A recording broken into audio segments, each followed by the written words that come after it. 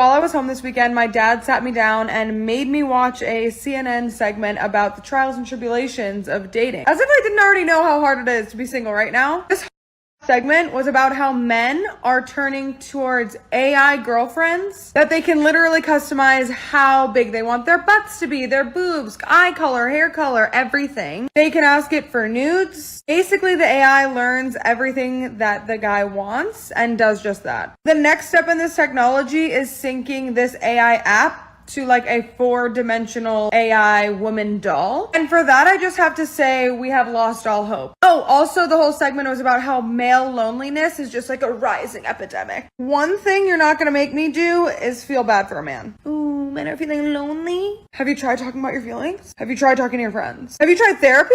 That might be a good one. That's the winner. But an AI girlfriend that's basically just gonna be your like sex slave, they're creating like fake AI women. It's insane. It's not going to be very long before I think we will have fully automated AI adult industry. All these women who are kind of pursuing that as a career, say only leading the professional side of the adult industry, they can't do that anymore, making money off this because literally a computer has taken the job from them because they can't compete with this perfect artificial AI generated woman who says everything the man wants to hear, who looks exactly like he wants her to look. Now that is no longer a career choice for women. The irony is just chef's kiss, isn't it? These modern women are out here with their shopping lists for a man, 6 feet tall, 6-pack abs, and a 6-figure income, the infamous triple sixes. They demand a guy who looks like he walked off a runway, has the bank account of a CEO, and somehow also has the time to cater to their endless whims. Meanwhile, the guys they're targeting are swiping left faster than a Tinder bot because, wait for it, they've started realizing they don't actually need the headache. Enter AI girlfriends. That's right.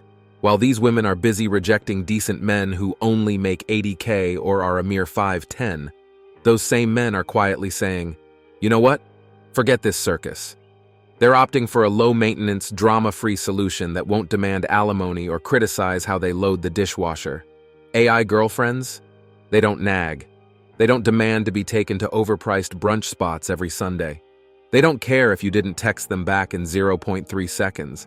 Honestly, it's the perfect antidote to the entitled dating landscape. Older than me. So 25 to 35? Over 6 feet, beefy, white.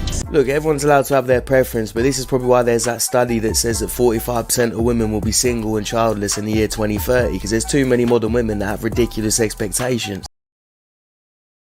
What's even funnier? While these women are out here believing they're too good for average men, those same average guys are upgrading their lives with AI companions that are endlessly supportive, beautiful on demand, and completely free of emotional baggage. Men are replacing entitled standards with a programmable partner that never complains about his socks being on the floor or demands he hit the gym when she hasn't seen a treadmill in years. Meanwhile, those women? They're still waiting for their Prince Charming, who, by the way, doesn't exist. What if you can generate your dream mate with AI? At that point, you go into either this virtual world like a metaverse, or we have robots, right? Which will take longer, but metaverse can be here pretty much this decade. You enter this virtual world, you have your AI girlfriend. She's been fed a decade worth of metadata from Facebook or from Google. She knows you in and out. She knows you better than anybody. She knows what drives you, what excites you, everything. You have an amazing time. And you know what? You don't have to do anything. You don't have to compete. She doesn't give a shit if you're rich. Yeah. Well, maybe she wants you to spend on her because ultimately she might be owned by Meta. And so like, she can get you to spend, right? So this is how they enslave you, right? If you thought you had a gold digger, wait till you have a Meta digger, right?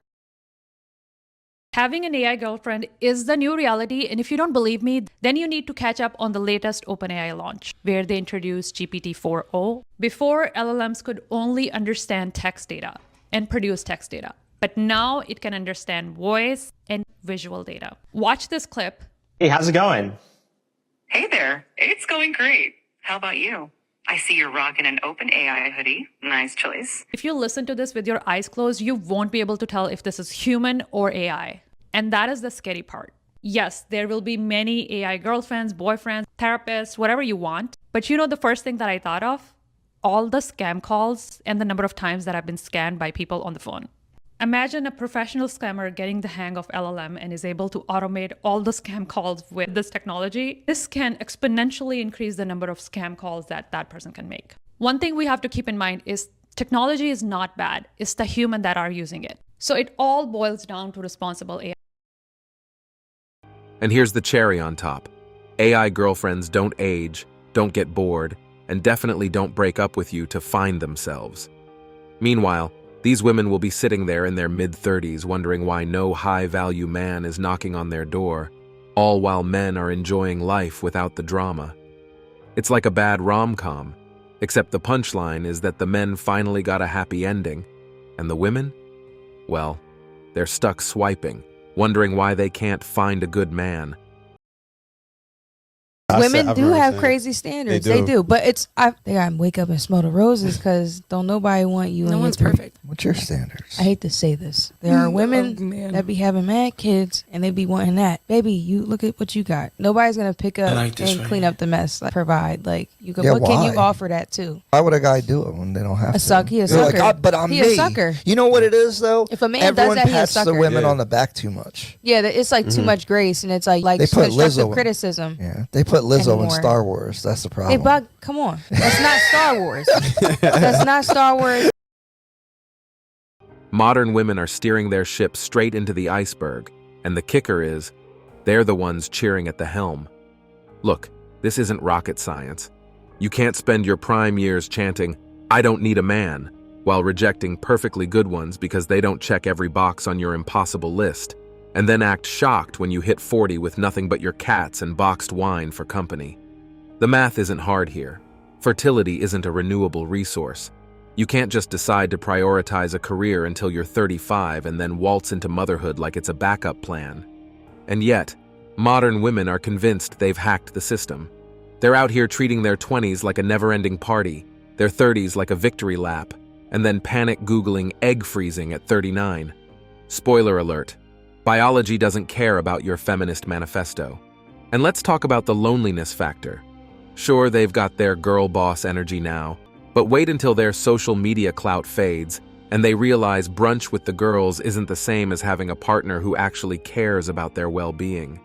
Those same friends hyping them up to dump their boring boyfriend for not being ambitious enough are going to be the ones ghosting them when they're married with kids and don't have time to play therapist anymore. By the time the regret sets in, it's too late. No high-value man is lining up for a 40-year-old with a chip on her shoulder and a resume full of independence. Meanwhile, the men they ignored in their 20s?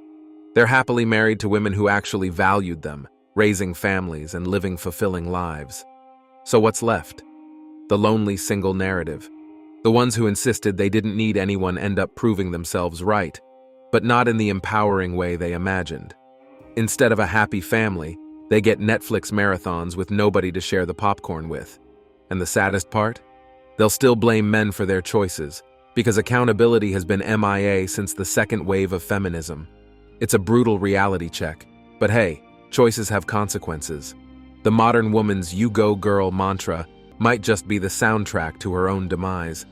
Western civilization is staring down a demographic cliff, and the landing doesn't look pretty.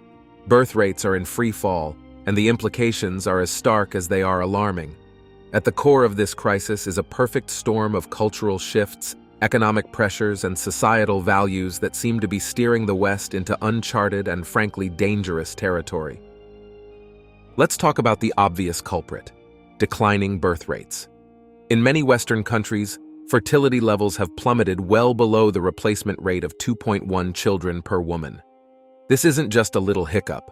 It's a full-blown existential threat. Fewer babies mean fewer workers, fewer taxpayers, and eventually, fewer people to sustain the societal systems that Western nations pride themselves on, like healthcare, pensions, and social welfare. A shrinking population isn't just bad for growth, it's bad for survival. Then there's the cultural factor. The West has embraced a hyper-individualistic ethos where personal fulfillment, career ambitions, and lifestyle choices often take precedence over family and children. The narrative has shifted from raising a family is fulfilling to children are expensive burdens. The result? People delay or outright forego having kids, prioritizing short-term comforts over long-term legacy. Women have been particularly affected by this cultural shift. While feminism undeniably opened doors for education and career opportunities, it also sent the message that motherhood could wait, or worse, that it was a form of oppression. Many women find themselves in their late 30s and 40s, realizing that their biological clock doesn't care about their LinkedIn achievements. By the time they're ready to have kids, the window has closed or the complications are too daunting. And let's not ignore the men. Many are opting out of traditional family life altogether. Why? Because the incentives are practically non-existent. Marriage has become a financial and emotional gamble for men in the West, especially with modern divorce laws, societal stigmas, and a dating culture that's increasingly transactional. Combine this with the rise of technology, AI companions, virtual reality, and the ability to connect globally, and you have a generation of men who are saying, "Why bother?" The economic pressures add another layer of complexity. In urban centers, where opportunities are concentrated, the cost of living is astronomical. Raising a family often feels impossible when you're drowning in student loans, rent, and childcare costs. Governments have done little to alleviate this burden, and what policies do exist are often inadequate or too little, too late.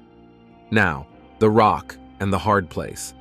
How do you reverse this trend without fundamentally reshaping societal values and economic realities? Western civilizations are caught between encouraging procreation and respecting the individual freedoms and feminist ideals that helped create this mess in the first place. Do you incentivize births with tax breaks and benefits, risking backlash from people who view it as coercive? Or do you simply sit back and watch as the demographics implode, hoping automation and immigration will save the day? Immigration, often touted as a solution, comes with its own set of challenges. It's a temporary fix at best, and cultural integration is far from seamless. Importing people to replace a declining population doesn't address the root problem. It just shifts the burden and often exacerbates societal tensions. The reality is grim. Without a dramatic cultural shift that prioritizes family and long-term planning over hyper-individualism, the West is heading for a future of economic stagnation, cultural fragmentation, and an aging population with no one to support them. The clock is ticking, and Western civilization might just run out of time. And that's it for today on Sigma Traits. Make sure you hit that like button, smash that subscribe button, and don't forget to ring that notification bell. Support this channel through membership. You can also support through PayPal link in the description. Let us know your thoughts in the comments below. See you all tomorrow.